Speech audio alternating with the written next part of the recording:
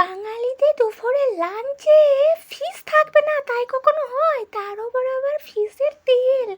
মানে প্রথমেই কিন্তু আমি ভাতের মধ্যে নিলাম একটু আলু ভর্তা আর মাছের তেল। এই মাছের তেল দিয়ে ভাত খেতে কী যে টেস্টি কি বলবো। আর আমার তো অনেক আগে খেতাম তখন খুব তিতো লাগতো, তারপর আস্তে আস্তে আমার তিতোটা আর এখন লাগে না। কিন্তু প্রথম প্রথম আমি খেতেই পারতাম না, তারপর দেখছি সবাই খাচ্ছে মাছের তেল দিয়ে ভাত, আমিও একটু খেয়ে দেখি না। তারপর দেখছি বেশ লাগছে খেতে, বেশ বেশ তারপর থেকে মাছের তেল দিয়ে ভাত খাওয়া শুরু করে দিলাম।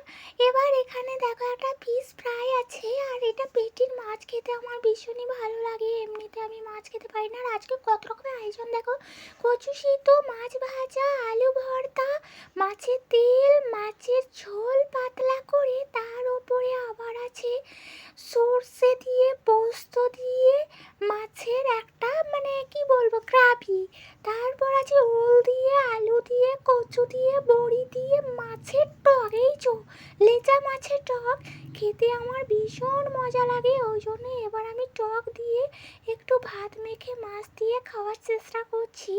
কারণ এখানে ঝোল আছে মাছের পাতলা, আর এখানে আছে সর্ষে, তারপর পোস্ত দিয়ে যেটা গ্রাভি, সেটা বাদ দিয়ে আমি কিন্তু টকের মাছ খেতে লাগলাম।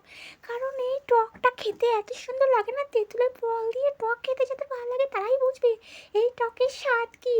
তো যাই হোক চলো, সবাই তো আর টক খায় না, কিন্তু যারা যারা খায় তারা বুঝবে দারুণ সুন্দর টেস্টি লাগে। তারপরে এতেও পাশে এবার রাখা আছে মাছের পাতলা ঝোল। চলো এবার মাছের পাতলা ঝোল দিয়ে একটু খেয়ে দেখা যাক কেমন লাগবে। তো তার আগে দেখো আমি এখানে ওলটা নিয়েছি টকের, সেই টকের পিছনেই আমি পড়ে আছি। তো ওলটা নিয়ে আমি একটু ভাত মাখা করে খাচ্ছি। ওল দিয়ে ভাত খেতে যা লাগে না, মানে এই শ্রাবণ ভাদ্র মাসে একদম ওল হয়, সেই ওলটা দেখো খেতে ভীষণ লাগে। এবার কিন্তু আমি পাতলা মাছের ঝোল আলু দিয়ে করেছি, সেটা দিয়ে পেঁয়াজ দিয়ে আমি একটু খেয়ে নেবো। সারা সপ্তাহ তো নিরামিষই আর নিরামিষই, বাকি একদিন শুক্রবার একদম নিরামিষই বাদ দিয়ে আজকে রেসিপি হচ্ছে। তো অনেকে আবার শুক্রবারেও নিরামিষই খায়। যাই হোক, তো এখানে দেখো আমি এবার মাছের ঝোল দিয়ে খেয়ে নিলাম, ভীষণই মজা করে মাছের ঝোল দিয়ে খেলাম। আমার মা অনেক রকমের পদ রেসিপি তৈরি করতে ভীষণ পছন্দ করে, আমি আবার এত কিছু রান্না করতে আমার একদমই মোটে ভালো লাগে না।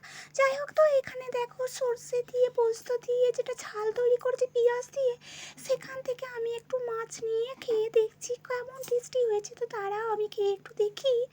তো খেয়ে দেখার আগে কি বলবো, এত সুন্দর স্মেলটা লাগছে না, দারুণ দারুণ খেতে হয়েছে, দারুণ টেস্টি হয়েছে।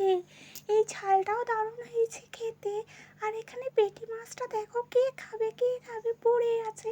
আমি তো এত পেটি মাছ খেতে পছন্দ করি, কিন্তু এত এত রেসিপির জন্য আমি সত্যি বলছি একদম ধোকা খেয়ে গেলাম। আমি কোনটা ছেড়ে কোনটা খাবো সেই নিয়ে আমার এখন টেনশন পড়ে গেল। আর এইদিকে দেখো আমি আবার ওল দেখাচ্ছি, এইরকম ধরনের ওলগুলো ছোটো ছোটো করে, তারপর দেখো সিদ্ধ হয়েছে কতটা সুন্দর। ভিডিওটি যদি ভালো লাগে লাইক করবে, কমেন্ট করবে, আর হ্যাঁ শেয়ার করে দেবে।